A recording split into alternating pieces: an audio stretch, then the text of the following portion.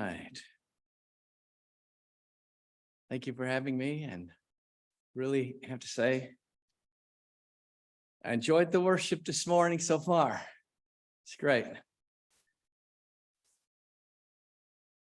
All right.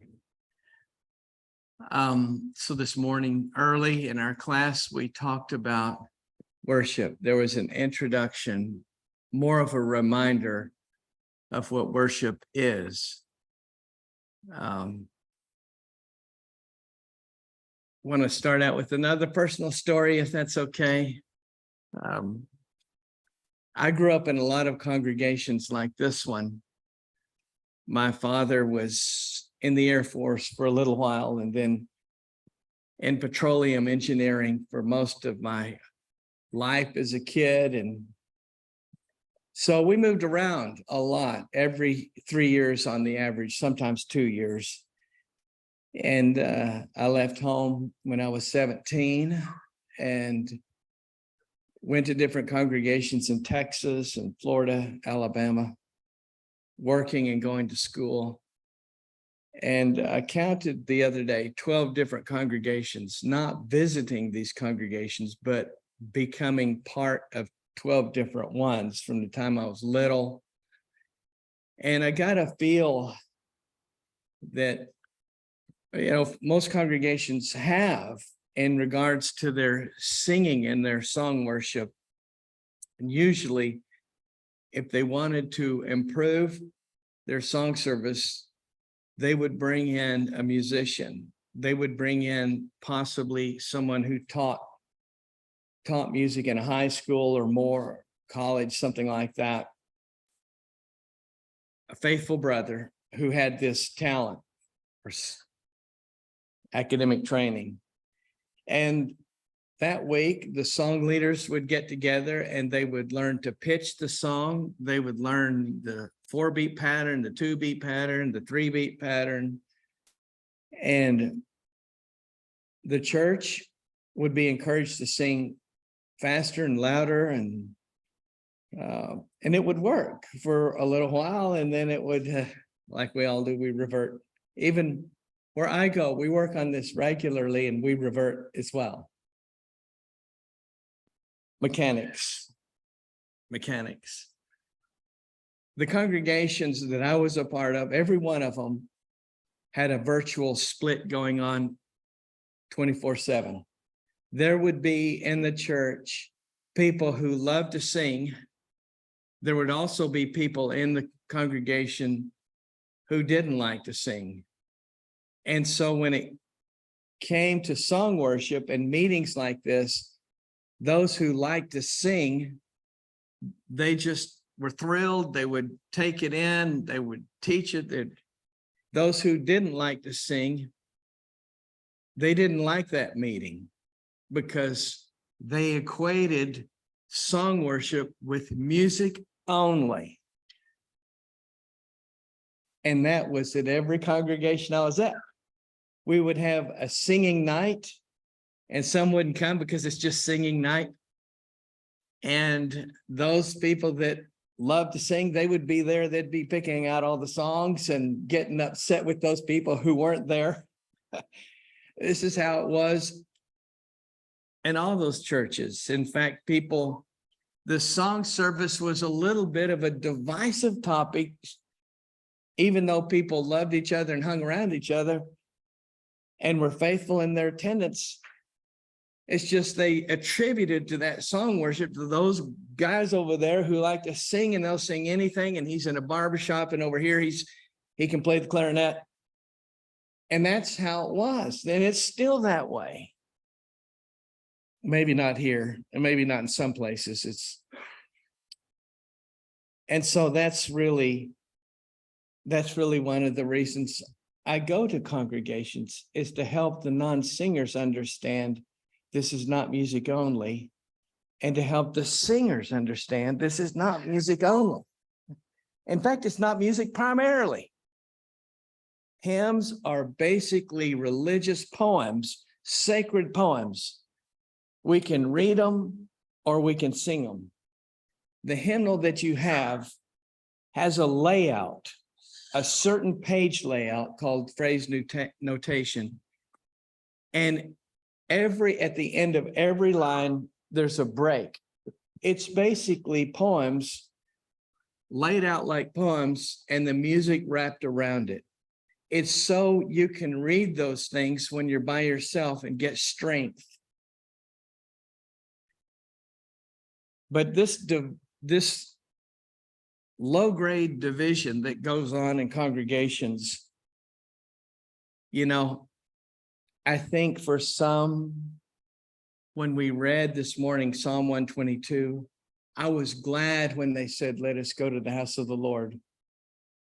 That was written by musician David. I think for some people, they would say, I was obedient. I did it. I sing. Why do I sing? I sing because I'm commanded. There are many, many reasons to sing besides that. That's a good one. But there are so many, many reasons besides that. And so that's what we're here to talk about. If we want to work on our song worship, there are three things we want to talk about this morning. And one is that singing and worshiping sometimes are different. Another point that we're going to talk about is that hymns are words. Hymns are not music. They have music, but they're not music. And the last point would be that song worship is a mental process. Well, let's go on and we'll take another look at this. We saw this morning that our song worship, successful song worship, uplifting, strong song worship requires a congregation who is willing, not a congregation with talent. A congregation who's willing, a leader. Adam did a great job, but it doesn't have to be as good as that even. Just a leader who can get the fundamentals, and then good hymns. Good hymns means good words. We'll be talking about this point, first of all, is that singing is not always worshiping, and worshiping is not always singing. This is a good way, a couple of illustrations here. This is a good way to point this out. I live in Columbia, Missouri, and I had heard that there was a group of shape note singers. They're called Sacred Harp Singers. They don't use the 7 shape notes we do. They use 4. This is from the 1800s. You may be familiar with them, Sacred Harp Singers. Was a large group in Missouri and a large group in Alabama in the 1800s. And so I'm kind of mean. And so I kind of sent a little email to see what they would say. And my email said, dear so-and-so, I've not been to this sacred harp singing. These are basically hymns. A hymn like I'm Bound for the Promised Land, for example, would be sung there. I've not been, or these worship services, or can I come and just sing along if I like to sing? Thank you. And the reply was, hi, Craig, we gather together because we love to sing this music. Our singings are not worship services. They're more like social gatherings. Well, they're singing hymns, sacred harp. You have several in your hymnal. But do you see the point? That some people who like to sing have no interest in worship. And in the church, of course, they do. We have fantastic brethren. But that's not driving it. That's not driving the love. The love is, I just love to sing. And so, but you can see here that you can be singing out of a hymnal and not have any interest to worship or any goal. This is another web. I've redacted some of this because, but this is a series of lectures, and this is their social calendar. And in their social calendar, it has these events you can take part of if you want to take a break from the Bible lectures and so on. The first one is Sunday singing. The next one is a golf tournament. You could be a part of that. And the other is high tea. It's recreational. Our hymn singing sometimes is recreational. Sometimes the people who drive it in a local congregation are those people who love music and they just, they can't wait to sing. And if you're not singing a hymn, they'll sing something else. That's not what this is about. I was in one place and, I hesitate to tell the story, but you have to tell the stories to get the point across. I apologize for being negative but in this place, I was visiting. My job has me travel a lot. So I was in another state and the song leader at the beginning went up and wrote 1, 2, 3, 4, 5 and told the congregation, that's our song list for today. That's right. It was very cutesy. And they had R.J. Stevens' book, Hymns for Worship, good book. But the first hymn is Holy, Holy, Holy. So they're singing Holy, Holy, Holy, and the deacons are going around fixing the thermometer, the shades, and so on. I just really wonder if they even know what they're singing and who's listening. This ain't a time to fix the shades. I wonder sometimes if God would just crash into the building and all we could see is his feet and up the throne and never see all the head, what we would think. Then we would know he's here. Later, hymn number 5 was the invitation song, and it was How Great Thou Art. And while they were singing How Great Thou Art, they were welcoming people to the front if someone needed to come forward. And they were whispering around, and I thought, man, did somebody die in the foyer or something? Nope. All during How Great Thou Art, they were whispering because they wanted to make sure to remember that the new workbooks for the men's class are on the back, and you need to pick those up on the way out. They're singing How Great Thou Art, and they're fiddling around with this stuff that's not important.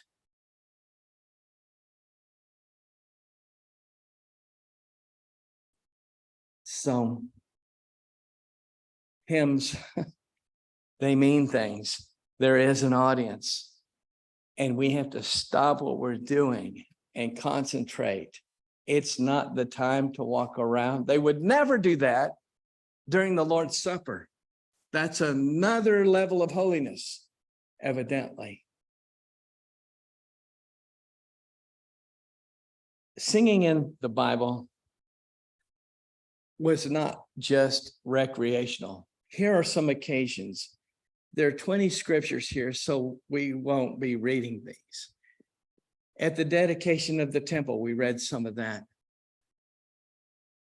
When the walls of Jerusalem were being rebuilt, Nehemiah. When cleansing and repairing the house of the Lord, and designated convocations, as they're called. After the deliverance, singing about that. In battle, there's a great chapter, 2 Chronicles 20. You know the story where the people went out in front of the army, walking and singing, give thanks to the Lord, his loving kindness is everlasting.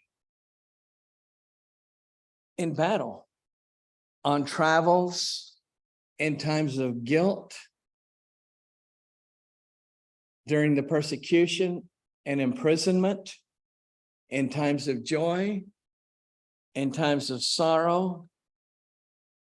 This idea that this has gotten recreational, that's not what this is about. And the reason for bringing it up is, my plan is to stay here and go. And someone hopefully will pick this up and make this their baby. And And it doesn't have to be somebody who just loves music. It's not that. These are times that are not just, they're not singing for just recreation here. So sometimes people will say singing in church is not my thing. I have a brother. He's faithful. He's a good brother, Kurt. And he says this to me all the time, Craig, singing's not my thing. And I understand what he's saying. Not everybody likes it. But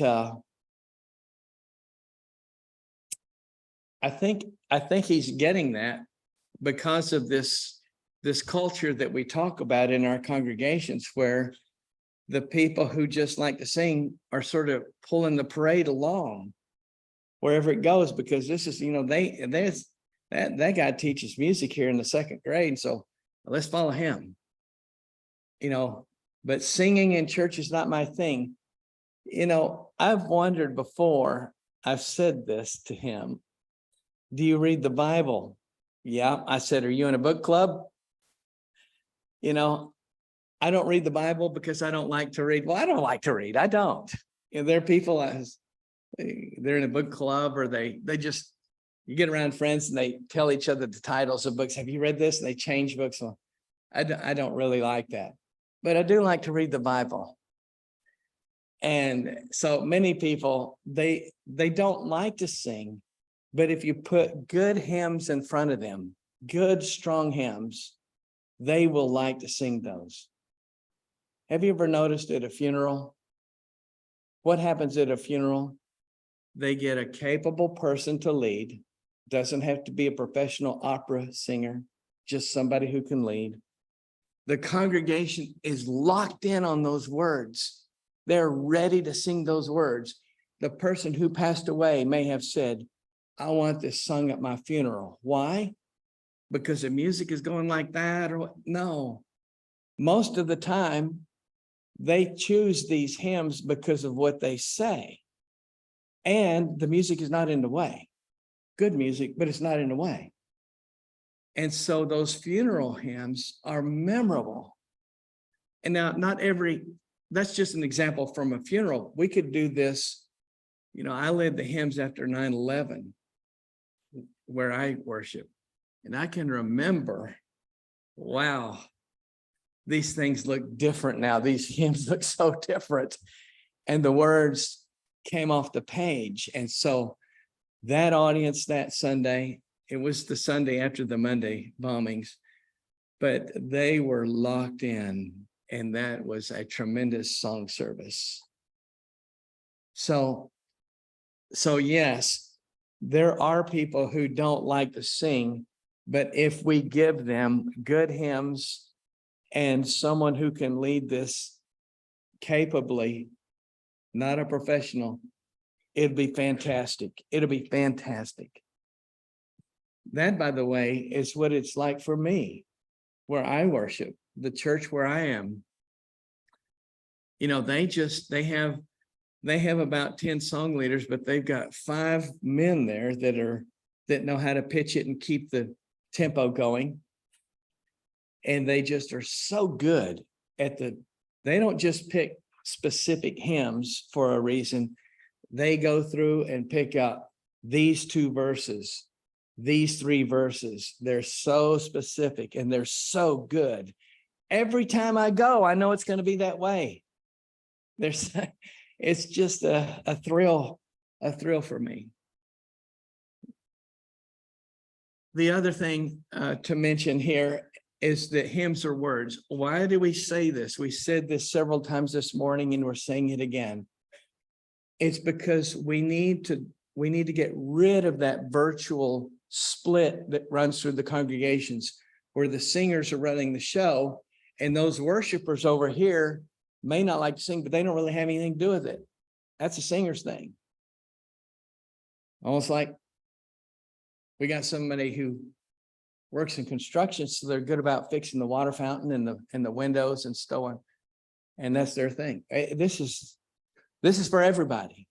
The singing is for everybody, and hymns are words. Now here we can illustrate that pretty easily. This is an old hymnal. The oldest English hymnals were around the 1700s. Isaac Watts wrote the first English hymns. Before that, in English, people sang psalms. But in time, those hymnals incorporated music. For a while, the music and the hymns were not on the same page. They look like this. And so here it is, music and words on separate pages. Sometimes that's called a hymn and a tune. But see the difference? Even our denominational friends know the difference. Here is a hymnal where they started putting the words and the music on the same page. This is, "O God, our help in ages past." And all those tunes have names. Graysbrook is the name of this one. This is "Abide with Me," written by Light, who passed away before he ever heard it, unfortunately. And then this beautiful, beautiful music written by William Monk later. And they're separate. And when people, if you go to the library and you're looking for the hymn section, it won't be the music section. It'll be over by the English. Where I work, we have a huge library, and all of the, even the old hymnals, they're not in the music section. They're over by the literature. Abide with me. And sometimes people talk about the lyrics in the music or the text in the tune, but really it's the hymn and the tune. As we said this morning, when we read the Psalms, we're reading the Psalms, but we don't have the music. They're still Psalms that they sang. Those on the left are all hymn writers, well-known hymn writers: Isaac Watts, Fanny J. Crosby, Charles Wesley. They didn't write music. And on the right is Lowell Mason, who wrote the music for "Near My God to Thee," William H. Doane, who wrote a lot of music for Fanny J. Crosby. Some of these, you see the difference. Some, they wouldn't write words. So there's a difference. What does that tell us? This is not really a waltz down a hymnody textbook. There's a reason for saying this. And the reason is, if you don't like to sing, hymns are for you. This is a webpage that discusses Isaac Watts, the father of English hymnody. That's like saying Isaac Watts is the father of words to be sung in worship. That's really what a hymn is. These are words to be sung in worship. A lot of hymnals, including this one, they'll have hymn tunes. There's a tune index that's music, and then there's a hymn index. They're different. You go to the Library of Congress website, they have a lot of audio recordings, old audio recordings. It's fun to listen to those. But if we look at this little pull-down menu, there is a section for it. You can't read it because it's small, but it says hymns and tunes. What does this mean? What does this mean? That if you don't like music, hymns are for you. This is a good way to illustrate it. The church's one foundation is Jesus Christ. I love that hymn. The church's one foundation is Jesus Christ. And in your hymnal, there are 3 tunes for that. You know the one that we sing with Stand Up for Jesus, and another one, Aurelia. There's another one, if you don't know it, you would really love it. It's a German folk music. But you can sing this hymn with different tunes. And there's a reason for doing that. The other thing is this music, which is called Web, can be sung for the church's one foundation, or it can be sung with Stand Up for Jesus. There are 2 hymns there and 1 piece of music that illustrates the point. This is a split page. This is an old Scottish hymnal. It's probably about 80 years old now. And on the top are the tunes, and on the bottom are the psalms. So you can mix and match. What does that say?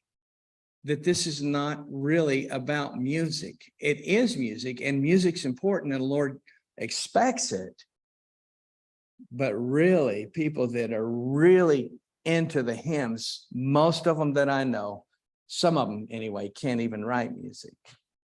So as a congregation, if I'm going to, as a congregation, grow, the first thing I want to know is this is for me. This is for me.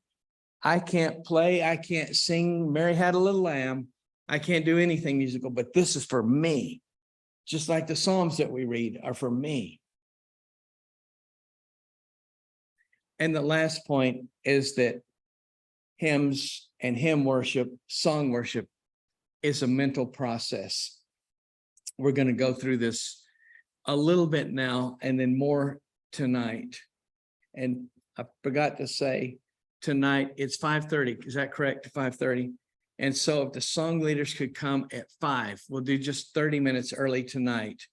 Then on the other nights, if the song leaders would come 45 minutes early, and that'll be explained. But anyways, so we'll go quickly through here, but song worship is mental. These and other parts of the body are necessary for good singing. There's a person who leads we have a choral group and that meets in Florida and they sing. Scott Wyatt, he's not far from here in Cincinnati. And Scott is a professional. He sings around the world as a tenor. And, he helps, he gives lessons. This is your diaphragm. This is your, whatever. And it's very physical. But look at the worship process. The worship process is this. It's mental. It's the mind. Your hymnal, for example, was pretty much compiled and edited by preachers and elders. And one of the preachers was David Maravilla. He's one of the lead editors. And David went through every hymn where the word Lord referred to Yahweh, and he turned the hymnal into what the New American Standard does. He turned all of those Lords into all caps, so that when you sing, "Oh Lord, our Lord," you're not just saying, "Oh Lord, you're my personal Lord." It's not that. You're calling him out by name instead of Baal or some other god. Yahweh, Jehovah, you are my God. It means something. These words mean things. He's a good musician, but that's not what he was doing here. Oh Lord, our Lord. It's an example. And even in your PowerPoint, in your overheads, it looks like this. Oh Lord, our Lord. You see that? It's about content. We're going to do one thing and then we'll stop. This is my Father's world. Let's see, what number is that? I'm sorry. I think, is it E flat? Do you all know? See if you can help me find. I should have looked this up. This is my Father's world. Call it out if you find it here. 94. Okay. I'm just using that to get the key here. One of the things that helps us see the hymn, yeah, there it is, E flat. We're going to sing just a couple of phrases of "This is my Father's world." Do you know that verse that says, "This is my Father's world, oh, let me ne'er forget that though the wrong seems not so strong, God is the ruler yet." That's a verse we need today. We need that so badly. You're familiar with what goes on in the school system. You're familiar with what goes on in the government. The wrong is very powerful. So we're going to sing this just by memory and just this phrase.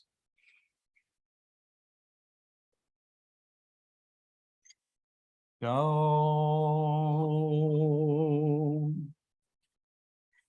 This is my Father's world.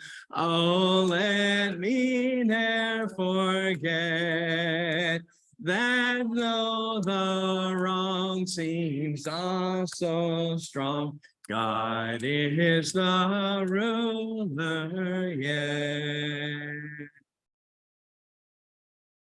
Worship is mental.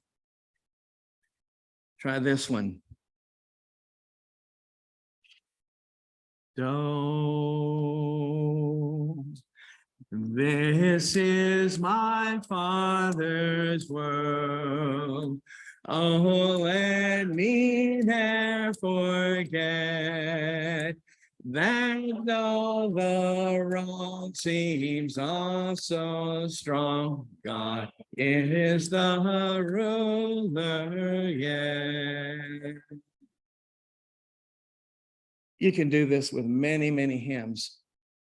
When we're singing a hymn, that content has to relate. And the good hymns that have lasted for many years, Be With Me, Lord, Blessed Be the Tie. You can do this very thing with them.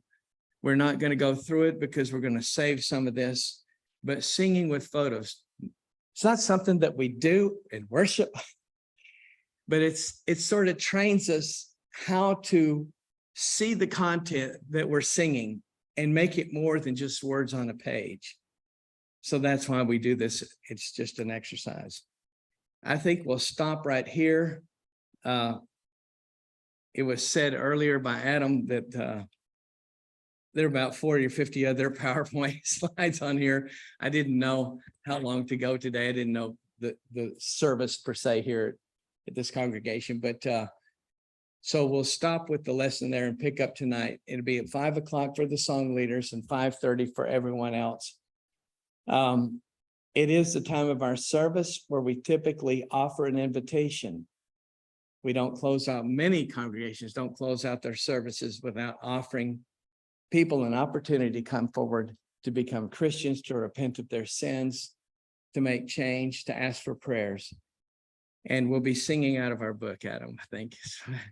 So if you would like to, and you have your bookmark, come forward now while we stand and sing.